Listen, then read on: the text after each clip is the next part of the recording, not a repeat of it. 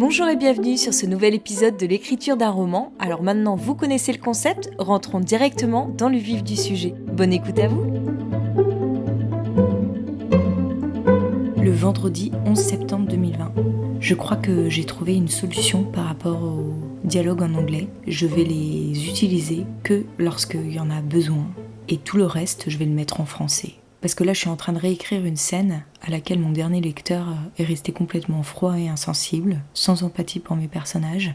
Et je pense que là, c'est l'utilisation de l'anglais qui ne permet pas de s'attacher. Ou peut-être elle est mal formulée, hein. J'ai peut-être pas encore trouvé la bonne manière d'en parler.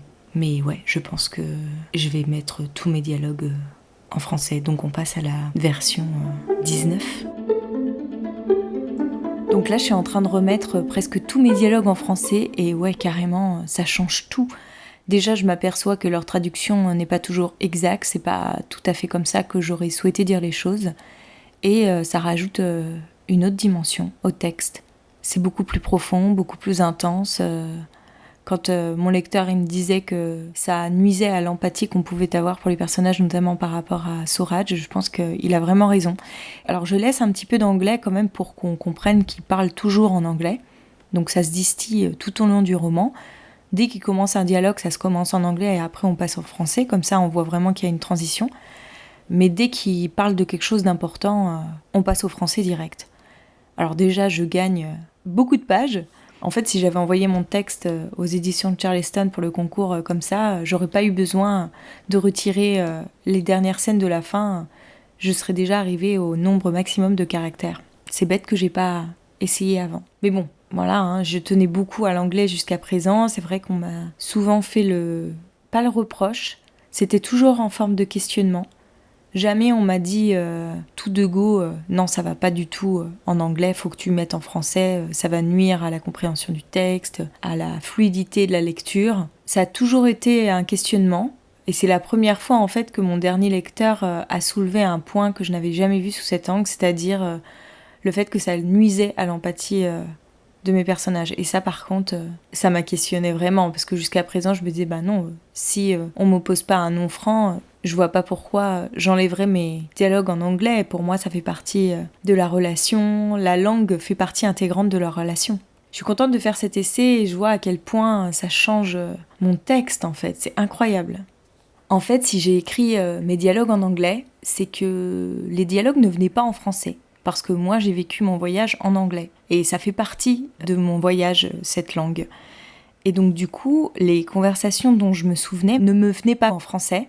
Et quand j'ai commencé à utiliser l'anglais pour me rappeler un petit peu la manière dont mon guide parlait sur place, les dialogues ont surgi de cette manière. Et c'est pour ça en fait que j'ai écrit tous les dialogues en anglais, parce que ça m'apparaissait plus simple. Et c'était peut-être aussi un passage obligé pour passer de l'anglais au français. Mais là, quand je suis en train de les remettre en français, mais ça change tout. J'ai des nouvelles branches, des nouvelles connexions qui se créent. Et là, j'en suis à la scène où ils sont en train de préparer la liste des questions qu'ils vont poser pour les interviews.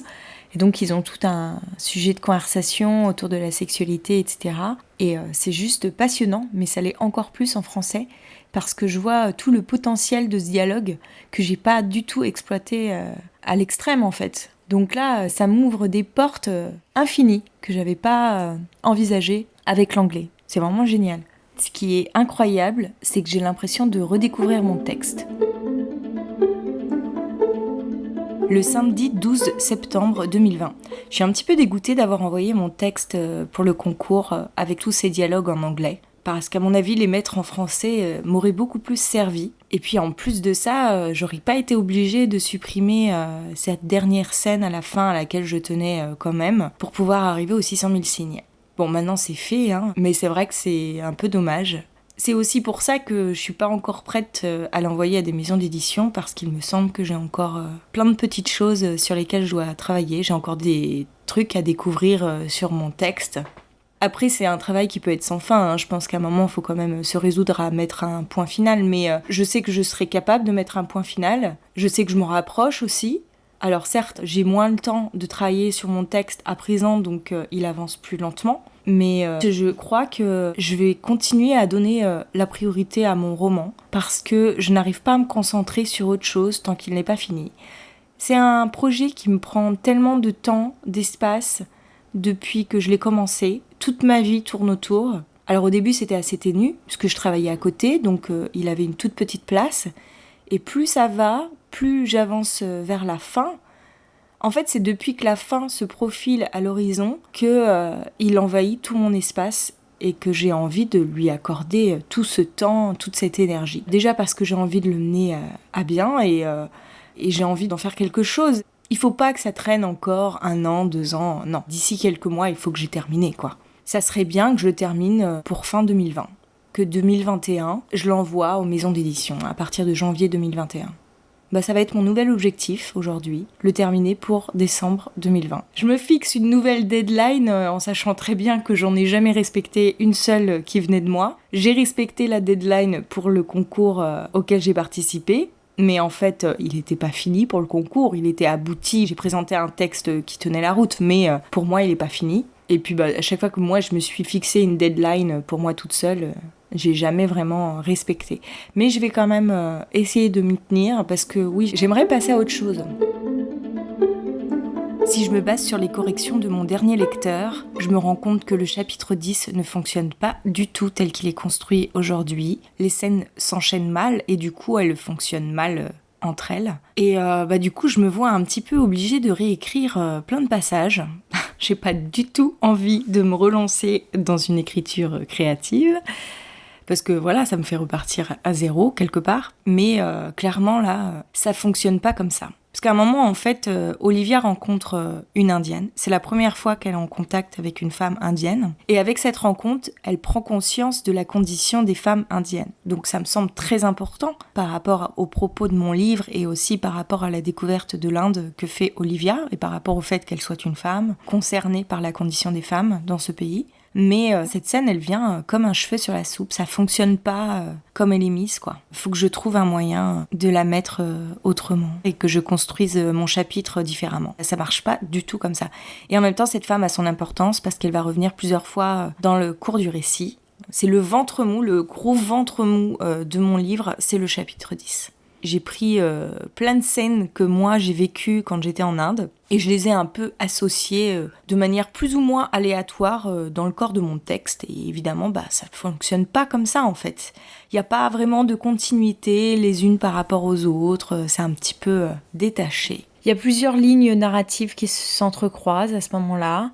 Déjà, il y a l'évolution de la relation entre Suraj et Olivia qui prend une autre tournure.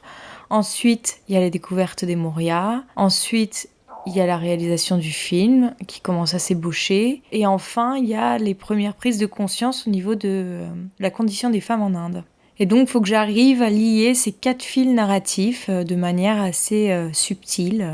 Et là, pour l'instant, c'est pas très bien construit. Je dirais que dans tout mon roman, maintenant, c'est le seul passage qui marche pas bien. Bon, pour l'instant, je continue à reprendre les corrections de mon dernier lecteur. Je suis en train de relire tout le texte avec ses impressions. Je retravaille parfois certains passages quand je suis inspirée sur le moment où je tombe dessus. Sinon, je m'arrête pas, en fait, je continue. Et donc, j'en suis à la page 101 sur 213. Parce que oui, avec la mise en français de la plupart de mes dialogues, j'ai gagné plus d'une dizaine de pages. Et je ne sais combien de caractères. Donc maintenant, mon texte ne fait plus que 213 pages. Le lundi 14 septembre 2020. Ça y est, j'ai terminé de reporter toutes les corrections de mon dernier lecteur dans mon roman. J'ai pris pas mal de notes par rapport à ça, des choses sur lesquelles j'ai déjà retravaillé, d'autres sur lesquelles il faut que je m'attelle à présent.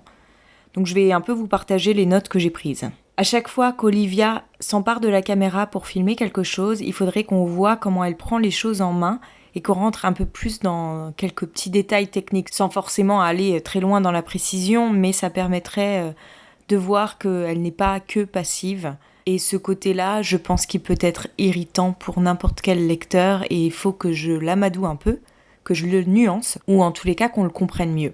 Lors d'une scène, Olivia n'exprime pas clairement le fait qu'elle ne veuille pas, parce que pour moi c'était d'une telle évidence qu'elle n'avait pas besoin de le préciser, mais en fait ça manque à la compréhension du lecteur. Et comme on a tendance à croire qu'elle se laisse un peu faire, on a envie de l'entendre dire non dans cette scène par exemple. Il y a une scène aussi qui est pas très très clair au niveau des ressentis d'Olivia, donc il faudrait que je l'explicite un petit peu plus, que je l'éclaircisse plutôt. Il y a peut-être aussi une autre scène qui manque. Après un passage où il y a eu une émotion intense qui a été partagée entre deux, on aimerait peut-être voir autre chose suite à cette scène. On va s'arrêter là pour aujourd'hui et je vous donne rendez-vous mercredi pour le prochain épisode dans lequel je partagerai la suite de mes notes. Si vous avez aimé, n'hésitez pas à vous abonner au podcast ou même à le partager autour de vous. Et pour échanger avec moi, ça se passe toujours sur Instagram où vous me retrouverez sous le nom d'Aurélie Horner. À bientôt!